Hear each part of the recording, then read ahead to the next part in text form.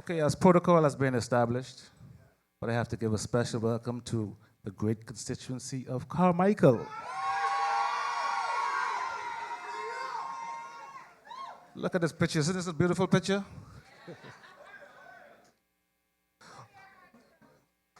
Thank you.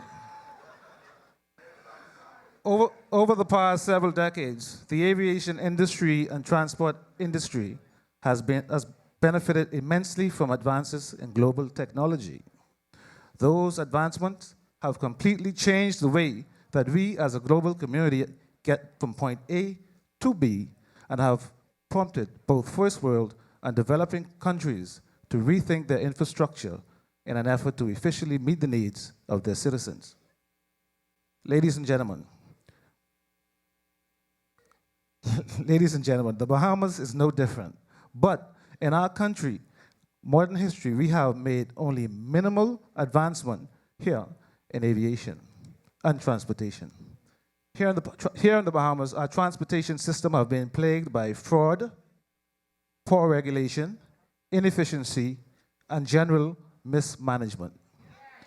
In 2016, the Bahamas do not have success to properly regulate a properly regulated bus system, while years of cronyism has led to the exclusion of hundreds of capable Bahamians from the taxi industry.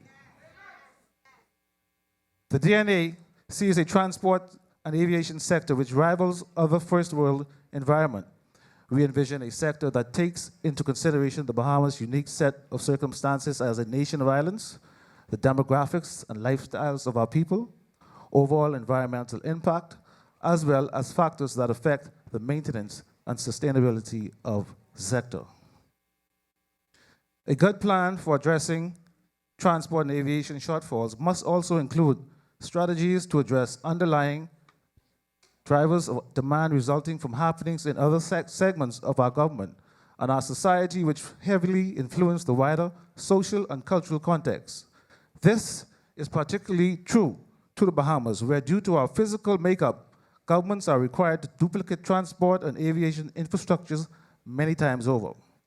It is true that this reality presents its own share of financial implications and challenges. However, with proper management, oversight, and planning, those challenges are easily overcome. Ladies and gentlemen, one need only take a look at the chaotic traffic environment stemming from the still under-regulated jitney system. Without the necessary oversight, the system has allowed to devolve into one which represents significant safety issues for motorists and pedestrians alike. The Democratic Alliance proposes a complete overhaul of the system, which begins with the dialogue between the various stakeholders, franchise holders, bus drivers, and the Department of Road Traffic. The DNA will implement a system that will require all public buses to have installed GPS trackers that will be monitored by the relevant authority. When a jitney exceeds the speed limit or go off their assigned route, the authorities will know. This will ensure that the drivers are kept compliant and accountable for their actions.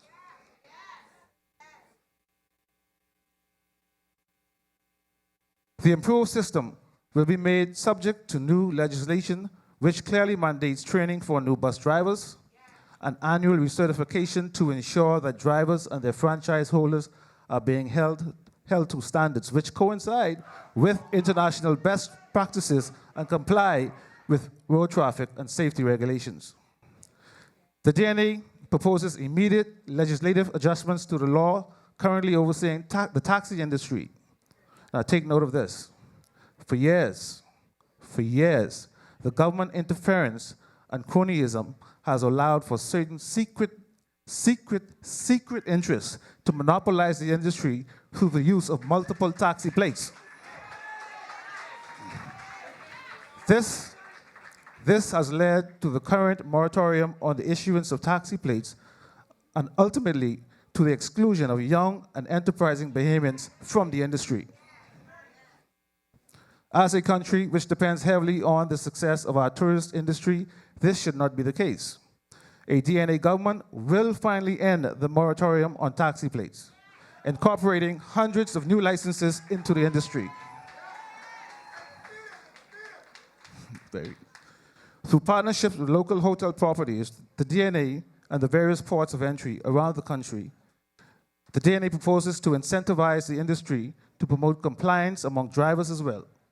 This will not only improve the overall industry, but have positive spin-off effects for the tourism industry and overall visitor experience. While we are continuing to invest in construction of new airports, we must also commit to providing the best possible service for those using them. To mitigate against unnecessary delays, we propose to add an additional runway to the Linden Pinland International Airport. We're doing this in order to improve and reduce the wait times during high traffic periods. An additional runway would also take advantage of the air traffic management component of the new radar system by working with fixed-based operators, private pilots, and commercial operators to pre-establish departure and arrival slots as it relates to air traffic control. The public, both domestic and international, is tired of having to deal with the continued disruption of service through aviation as a result of industrial disputes between the state and air traffic control. Many of these issues are easily resolved with proactive solutions. Aviation is a highly technical field, and as such, aviation professionals must be compensated as professionals. To establish a baseline on salaries, the DNA will commit to a fund study through an impartial third party. We will look at international standards of pay and offer competitive salaries in order to attract and keep qualified Bahamian aviation professionals in this industry. The DNA will follow the law as outlined in the Employment Act and ensure that staff are compensated within the mandatory 30 days, as opposed to the accustomed 6 to 12 months later. The DNA will respect our professionals and treat them with dignity instead of giving them the runaround and excuses. For example, very good example, how can you say that the government is broke and turn around and have a $10 million street body?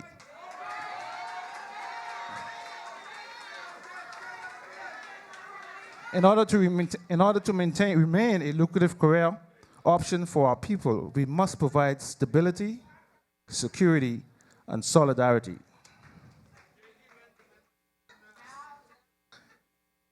As your next government, the DNA will bring about a new electronic interface that allows pilots and fixed-base operators to interact with air traffic control electronically, as opposed to archaic fax machines as the primary means of data transfer and generate revenue whilst doing so. Especially in these times when clear and efficient communication between pilots and ATC can determine life or death. An electronic interface would be integral in improving the overall travel experience for both the travelers and the airport employees.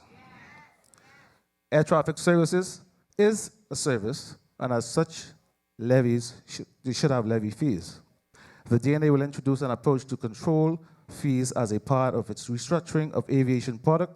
To fund the upgrades of our air navigation product, we will bring about complete radar coverage of the Bahamas within 2 years through bilateral agreement with the US government, using feeds from their radar in Exuma and the introduction of our radars on the eastern end of Grand Bahama and in Agua.